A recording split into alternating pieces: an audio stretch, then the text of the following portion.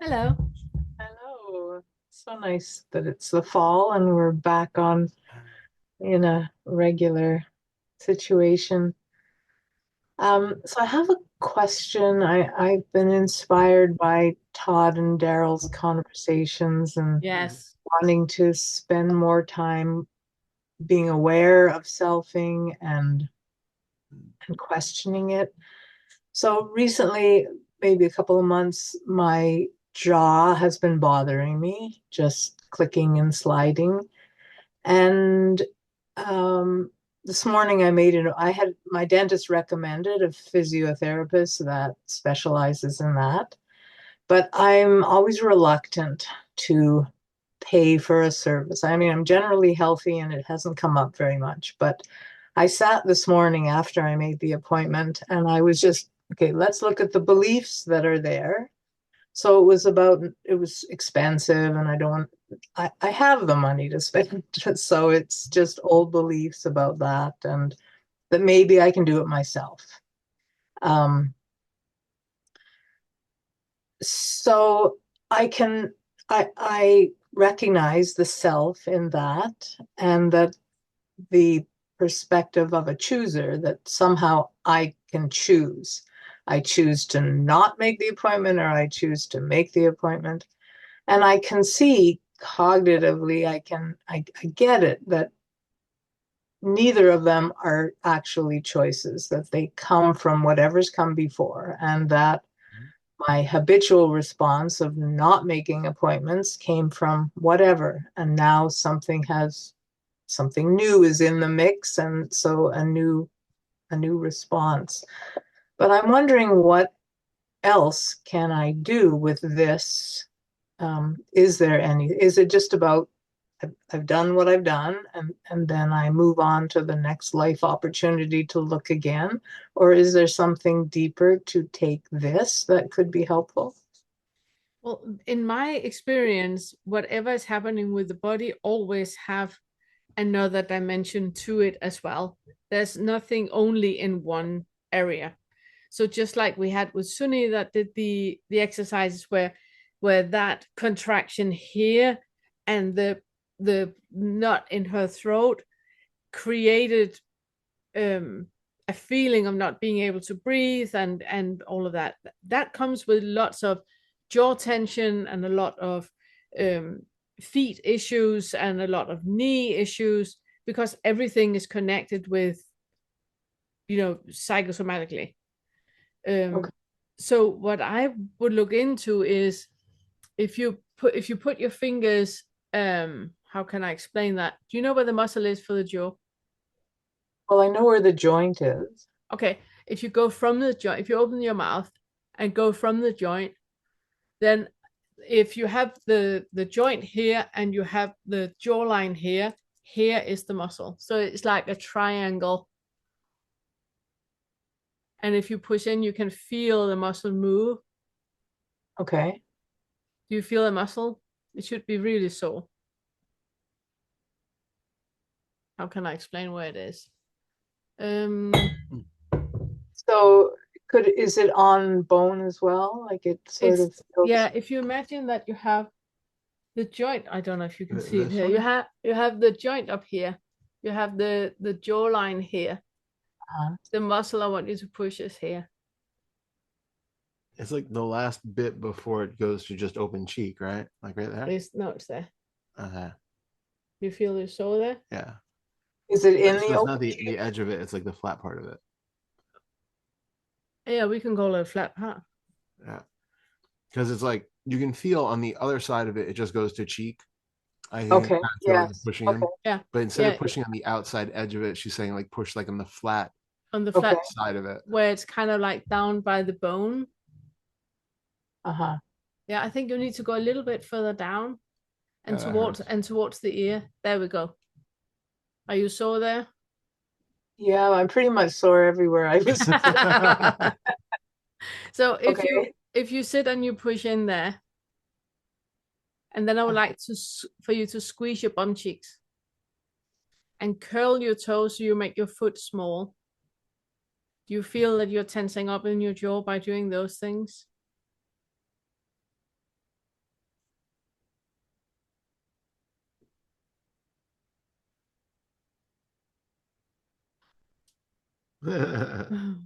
So, yes, I think there's tension Is that there to start with, and then I can feel that there's more. so? So that tension you have here is the same tension as when you're squeezing your buttocks and when you're squeezing your toes and making yourself like tense and small. The muscles here is about pulling yourself together, pulling yourself up by the bootstraps. So you saying, I don't need to go to a physio, I can take care of that myself. It's just reinforcing. Can you be weak? Is it okay to be weak?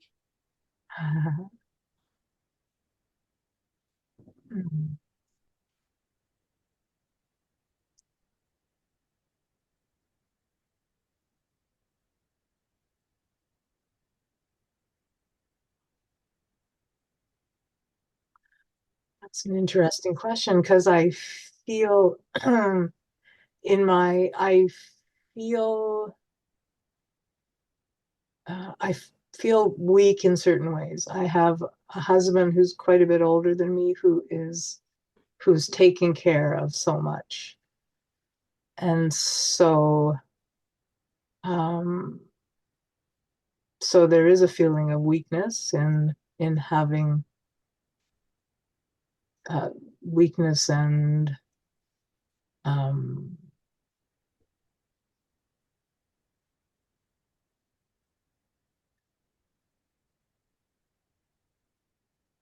But uh, when you're taking care of others, who's taking care of you?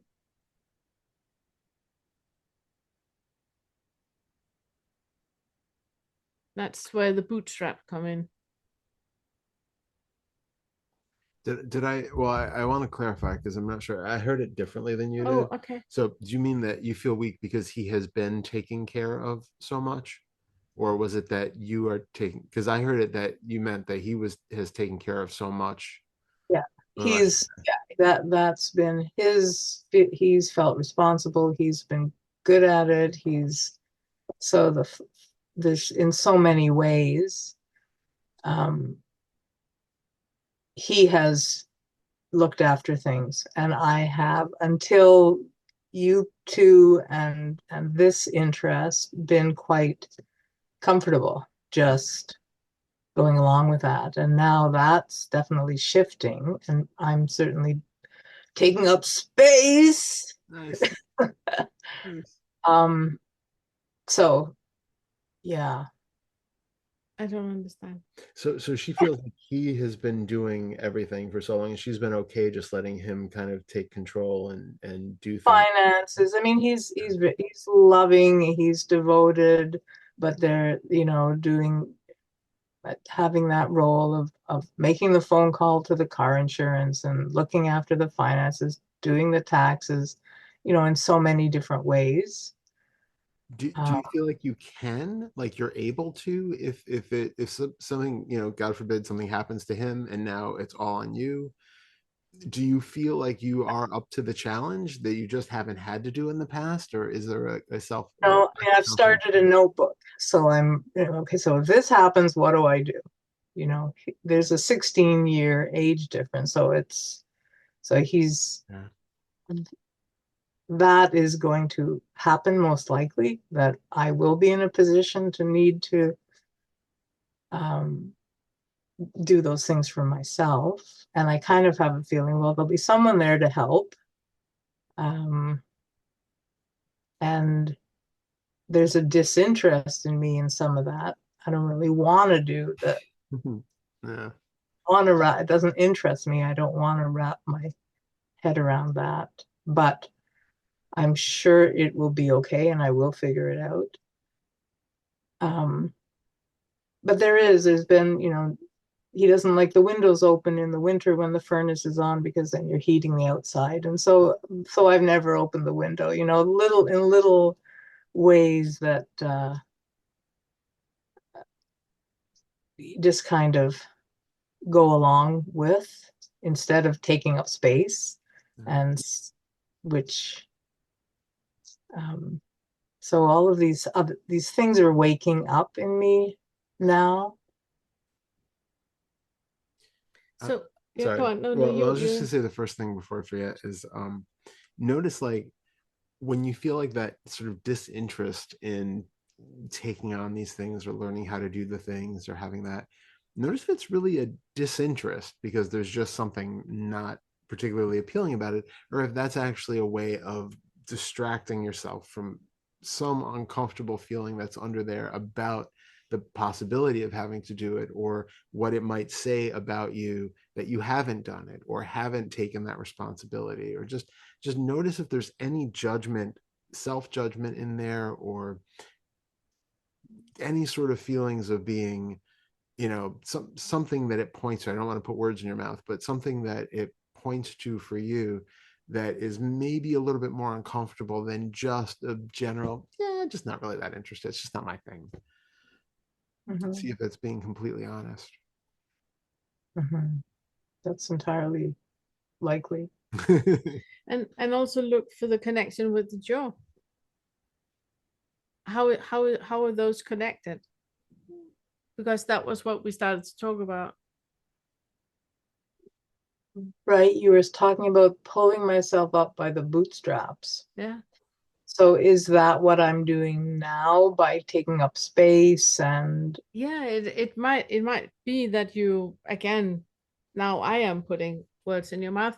It might be that that it feels like having to do all that is really, pulling yourself up by the bootstraps, and really, now I have to do it and make it into a bigger deal than it actually is. but I don't have to do it, and I'm still Well, not doing you're starting to write a notebook because you are preparing for him to die, so you have to do it. it. True.